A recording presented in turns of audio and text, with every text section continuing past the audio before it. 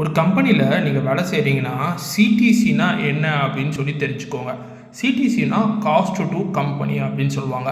அதாவது ஒரு எம்ப்ளாயை அந்த கம்பெனியில் ஒர்க் பண்ண வச்சா அந்த கம்பெனிக்கு ஒரு எம்ப்ளாயி மூலியமாக எவ்வளோ செலவாகுதோ அந்த செலவு எல்லாத்தையும் தான் காஸ்ட் டு கம்பெனி அப்படின்னு சொல்லுவாங்க. அதனால தான் பேச மச்ச கூட உங்கள்கிட்ட சிடிசி அப்படின்னு சொல்லி பேசுவாங்க. ஃபார் எக்ஸாம்பிள் உங்களோட சேலரி காம்பனன்ட்ஸ் எடுத்துக்கோங்க. அது வந்து எம்ப்ளாயிக்கு பே பண்ணுற ஒரு விஷயம்.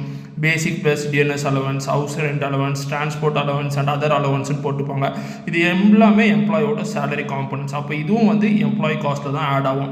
அது மட்டும் இல்லை, பிஎஃப் எடுத்துக்கோங்க. பிஎஃப்னு சொல்லி பார்த்தீங்கன்னா பிஎஃப்க்கு வந்து எம்ப்ளாயிட்டேருந்து ஒரு அமௌண்ட் பிடிப்பாங்க. கம்பெனி சைட்லேருந்து போகிற அமௌண்ட்டையும் உங்களுக்கு எம்ப்ளாயோட காஸ்ட்டில் தான் ஆட் ஆகும்.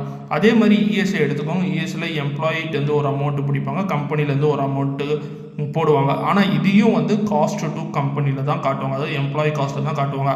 அதுக்கப்புறம் எல்டபிள்யூஎஃப், பிடி, இது எல்லாமே வந்து எம்ப்ளாயி சைட்லேருந்து தான் பிடிப்பாங்க. ஆனால் அது எல்லாமே நம்மளோட காஸ்ட் டு கம்பெனியில் தான் காட்டுவாங்க. அது இல்லாத கிராஜுவேட்டுக்கு என்னாச்சும் அமௌண்ட்டு வந்து உங்கள்கிட்ட டிடெக்ட் பண்ணுறாங்கன்னா அதையும் காட்டுவாங்க. அது மட்டும் இல்லாத இப்போ ஒரு சில கம்பெனியில் வந்து அந்த கம்பெனிலே வந்து லஞ்சு, பிரேக்ஃபாஸ்ட், டின்னர்லாம் கொடுப்பாங்க.